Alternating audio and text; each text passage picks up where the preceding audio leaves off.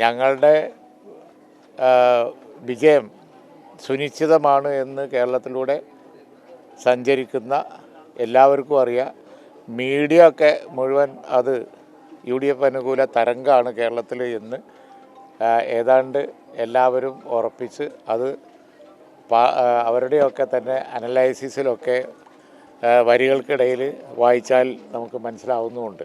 എല്ലാ മീഡിയയും ആരും തന്നെ UDF വളരെ പിസ്കിറ്റാണെങ്കിലും ഭൂരിപക്ഷം കിട്ടൂല എന്ന് പറയുന്നില്ല.